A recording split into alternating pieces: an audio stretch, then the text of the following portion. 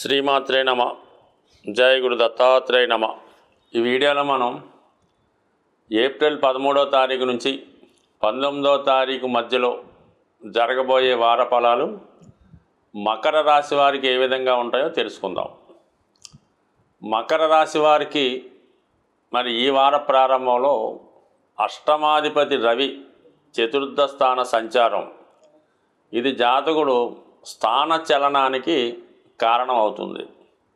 టెంపరీగా కొద్ది రోజులైనా ఉన్న ప్లేస్ నుంచి వేరే ప్లేస్కి మారడం కానీ, ఉద్యోగరీత్యా ఉపాధి అవకాశాల కొరకు కొన్ని రోజులు వేరే ప్రాంతానికి వెళ్ళడం కానీ జరిగే అవకాశం ఉంది. అలాగే కుటుంబంలో గృహంలో పరిస్థితులు చాలా వరకు వ్యతిరేకంగా ఇబ్బంది పెడుతుంటాయి. గృహంలో కుటుంబ సభ్యుల మధ్య విభేదాలు చాలా వరకు చికాకుని అసహనాన్ని కలిగించే అవకాశం ఉంది. అయితే ఒక విధంగా మీరు ఏదైనా స్థిరాస్తి కానీ గృహం కానీ ఏదైనా ఎసెట్స్ అమ్మాలనుకునే మీ ప్రయత్నం చాలా వరకు నెరవేరే అవకాశం ఉన్నది. అలాగే వృత్తిలో చాలా ఇబ్బందులు అధికారుల వల్ల ఎదుర్కొనే అవకాశం కూడా ఉంటుంది. ఇక సప్తమ స్థానంలో కుజగ్రహ సంచారం చాలా వరకు భార్యాభర్తల మధ్య, పార్ట్నర్స్ మధ్య విభేదాలకు కారణమవుతుంది. ఎదటివారి యొక్క ఆధిపత్యం మీకు చాలా ఇబ్బందిని కలిగించే అవకాశం ఉంది. అయితే చాలా వరకు మీరు చిన్న విషయానికి కూడా చాలా అసహనానికి, కోపానికి గురవుతూ ఉంటారు.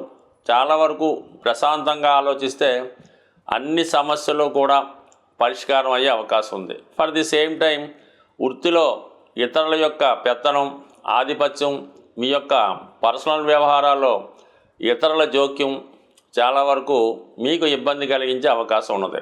బట్ ఈ రెండు గ్రహాలు అగ్నితత్వ గ్రహాలు అవటం వల్ల మీరు చాలా ఓపికగా సహనంగా వ్యవహరించండి. అయితే ఈ వారం అంతా కూడా మీకు గురుగ్రహం అనుకూలంగా ఉండడం జరుగుతూ ఉంటుంది. అంటే ఈ వారంతో గురువు 6వ స్థానానికి మారుతాడు. బట్ ఈ వారంలో గురువు 5వ స్థానంలో ఉంటూ చిన్న చిన్న సమస్యలున్నా అవి సర్దుబాటు చేసుకోవడం జరుగుతుంటుంది. మీ యొక్క పిల్లల యొక్క ఉద్యోగం కొరకో, వారి యొక్క విద్య కొరకో, వివాహం కొరకో ఎక్కువగా మీరు కష్టపడవలసి ఉంటుంది. బట్ ఎంత ప్రయత్నం చేసినా అవి చాలా వరకు దగ్గరగా వచ్చి మిస్ అయ్యే అవకాశం ఉంది. బట్ కంపల్సరీగా మీరు ఓర్పుతో, సహనంతో వర్క్ చేస్తే అన్ని సమస్యలు వాటంతట అవే పరిష్కారం అవ్వడం జరుగుతూ ఉంటుంది. సరే, ఏదైనా 3వ స్థానంలోకి వచ్చినటువంటి శని భగవానుడు ఆలస్యంగా అయినా మీ యొక్క ప్రోగ్రెస్ ప్రారంభమవుతుంది. రాహు కూడా అదే స్థానంలో ఉండడం వలన ఇతరులు మిమ్మల్ని రాంగ్ డైరెక్షన్లో వెళ్ళే ప్రయత్నం చేస్తుంటారు. అంటే మీరు ఒక ప్రయత్నం ఒక వేలో వెళ్తుంటే వేరే ఒకరు వేరే విధంగా ఈ విధంగా వెళ్ళండి మీకు పని అవుతుంది, లేదంటే మాకు ఏదో ఒక 2 లక్షలు 3 లక్షలు ఇస్తే మీ పని పూర్తి చేస్తాం అన్నటువంటి రాంగ్ డైరెక్షన్తో అవతల వాళ్ళ యొక్క లాభం కోసం మిమ్మల్ని డైరెక్షన్ మార్చి ఇబ్బంది పెట్టే అవకాశం ఉంది. కాబట్టి మీ మనసుకి ఏది కరెక్ట్ అనిపిస్తే ఆ మార్గంలోనే వెళ్ళాలి తప్ప ఇతరులని ఫాలో అయినప్పుడు కంపల్సరీగా ఇబ్బందుల్లో పడతారు, తర్వాత రిస్క్లో పడతారు, తర్వాత ఇబ్బందులు కూడా వచ్చే అవకాశం ఉంది. కాబట్టి అటువంటి ప్రలోభాలకు లొంగకుండా మీ ప్రయత్నం మీరు చేసుకుంటేనే మంచిది. బట్ ఏదైనా వృత్తిపరమైన అభివృద్ధి కంపల్సరీగా రాబోతుంది. ఇక ముఖ్యంగా శుక్ర బుధులు తృతీయ స్థాన సంచారం ఈ రాశిలో ఉన్నటువంటి స్త్రీలకి చాలా గొప్ప అవకాశాలు రాబోతున్నాయి.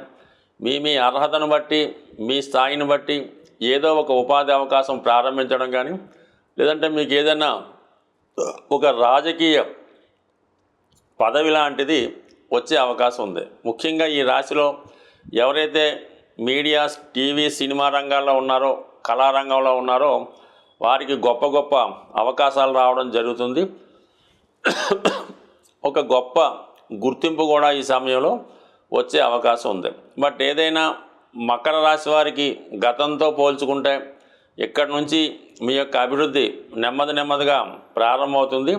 అయితే కామన్గా ఈ రాశి వారికి ఏదో ఒక ఇబ్బంది, దగ్గర వారి నుంచే విమర్శలు, చికాకులు, అడ్డంకులు వస్తుంటాయి. కాబట్టి ఏదైనా లౌక్యంగా ఎవరికీ తెలియకుండా మీ పనులు మీరు చేసుకుంటే 100% ఎటువంటి ఇబ్బంది ఉండదు. సాధారణంగా జ్యోతిష్యాన్ని, గోచారాన్ని జాతకాల్ని నమ్ముతున్నవారు రవిగ్రహాన్ని ఆరాధన చేయవలసి ఉంటుంది.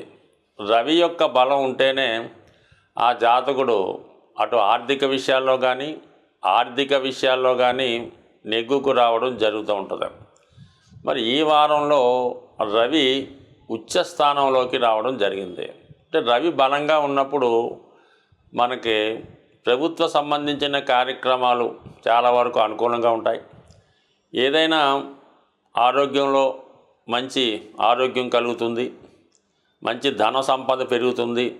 ప్రజలు చాలా సౌమ్యంగా ప్రవర్తించి దాన గుణాన్ని కూడా కలిగి ఉంటారు.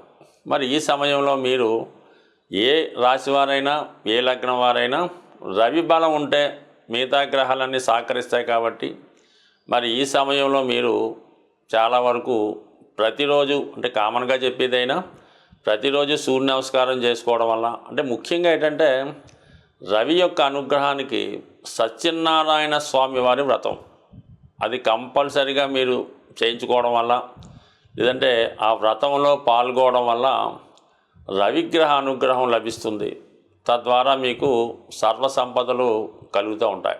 అంటే ఎప్పుడన్నా తెలుసో తెలియకో మనం ఏదంటే కొన్ని కార్యక్రమాలు పెండింగ్లో పడినప్పుడు ఏం చేస్తామంటే ఏదో ఒక దైవాన్ని మనం మొక్కుంటూ ఉంటాం. ఏదో వెంకటేశ్వర స్వామి వ్రతం చేయించుకుంటాం, అమ్మవారికి పూజ చేయించుకుంటాం, లేదంటే ఇది చేస్తామని అప్పటికప్పుడు అనుకుంటారు. కానీ కారణాంతరాల వల్ల ఆ కార్యక్రమం పెండింగ్లో ఉండిపోవడం కూడా జరుగుతూ ఉంటుంది. ఎటువంటి మొక్కులు పెండింగ్లో ఉన్నా కేవలం సత్యనారాయణ స్వామి వారి వ్రతం చేసుకుంటే అవన్నీ కూడా శాశ్వతంగా తొలగిపోయే అవకాశం ఉంది. దీనికన్నా ఇంకా సింపుల్ రెమెడీ ఏంటంటే ఆదివారం రోజు గోశాలను దర్శించి మీ యొక్క వెయిట్ ఎంత ఉంటారో దాంట్లో 8వ వంతు గోధుమలు మరి ఆ గోశాలలో డొనేట్ చేయడం కానీ నానబెట్టిన గోధుమలు ఆవుకి తినిపించడం వల్ల అది కొంతవరకు రవిగ్రహ అనుగ్రహం కలుగుతుంది. ఇంకా చాలా తీవ్రమైనటువంటి అనారోగ్య సమస్యలతో కానీ లేదా ఆర్థికపరమైన సమస్యలతో కానీ ఇంకా మనం ఎందుకు పనికిరాం, ఎక్కడికి వెళ్ళినా ఫెయిల్యూర్ వస్తుంది, అటు అన్ని విధాలా సక్సెస్ కాలేకపోతాం అనుకున్న వాళ్ళకి కూడా మరి ఈ గోశాలలో అప్పుడు ఏం చేయాలంటే మీరు ఎంత వెయిట్ ఉన్నారో అంత వెయిట్ సుమారు 70 కేజీలు ఉంటాయి. 70 కేజీలు గోధుమలు ఆ గోశాలలో డొనేట్ చేయడం. దాని తర్వాత ఈ నువ్వులు ఆడిన తర్వాత ఈ తెలగపిండి అంటారు కొన్ని ప్రాంతాల్లో, ఆ మిగిలిపోయినటువంటి ఆ కేకు ఆయిల్ కేకు మీరు ఎంత బరువు ఉంటారో అది గోశాలలో డొనేటెడ్ చేయవల్ల 100% ఎంత సమస్యలు ఉన్నా మీకు సాల్వ్ అయ్యే అవకాశం ఉంది. అంటే గోశాలలో డొనేట్ చేయలేని వారు మరి ఏదైనా పారుతున్నటువంటి నదిలో కలిపినా కూడా అవి చేపల ఆహారంగా తినడం వల్ల ఆ సమస్య పరిష్కారం అయ్యే అవకాశం ఉంది. సో ఇంకా చాలా గొప్ప రెమెడీ ఏంటంటే అది అందరికీ సాధ్యం కాకపోవచ్చు. ఏదైనా అమావాస్య రోజు ఒక పీచుతో ఉన్నటువంటి కొబ్బరికాయ లేదంటే వలకుండా ఉన్నటువంటి గ్రీన్ కలర్లో ఉన్న కొబ్బరికాయ కానీ పీచుతో ఉన్నదైతే బెటర్. అటువంటి కొబ్బరికాయ అమావాస్య రోజు ఏదైనా సముద్ర తీరంలో అది విసిరవేసి మళ్ళీ వెనక్కి చూడకుండా రావడం మంచిదన్నమాట. ఈ విధంగా చేయడం వల్ల కూడా ఏదైనా ప్రపంచానికి సర్వ మానవాళికి ఐశ్వర్యాన్ని ధనాన్ని ఇచ్చేవాడు సూర్య భగవానుడు మాత్రమే. అంటే అన్నిటికీ శ్రీమన్నారాయణ ఉన్నప్పటికీ కూడా ఎవరి కర్తవ్యం వాళ్ళు చేస్తూ ఉంటారో అందరి ద్వారా ఆ భగవంతుడు ఈ నవగ్రహాల ద్వారా ఒకరి ద్వారా ఒక్కొక్క పని చేయడం. అంటే పెళ్లి చేయాలంటే శుక్రుడు అనుకోవచ్చు, ధనం ఇవ్వాలంటే సూర్యుడు, ధైర్యం ఇవ్వాలంటే కుజుడు, ఈ విధంగా ఉంటుంది. కాబట్టి వీళ్ళందరూ మనకు కరెక్ట్గా ఉండాలంటే సూర్య భగవానుడి అనుగ్రహం తప్పనిసరి. కేవలం నమస్కారం చేత సంతృప్తి చెందే ఏకైక దైవం సూర్య భగవానుడు. మనకు ఉండవలసిందల్లా శ్రద్ధ, నమ్మకం. ప్రతిరోజు శ్రద్ధతో చిన్న 2 నిమిషాలు మీరు సూర్య నమస్కారం చేసుకున్న అఖండమైనటువంటి ఆరోగ్యాన్ని ఐశ్వర్యాన్ని ఇచ్చే ఏకైక దైవం మనకి నిదర్శనంగా కనబడుతున్నటువంటి ప్రత్యక్ష దైవం సూర్యభగవానుడు స్వస్తి.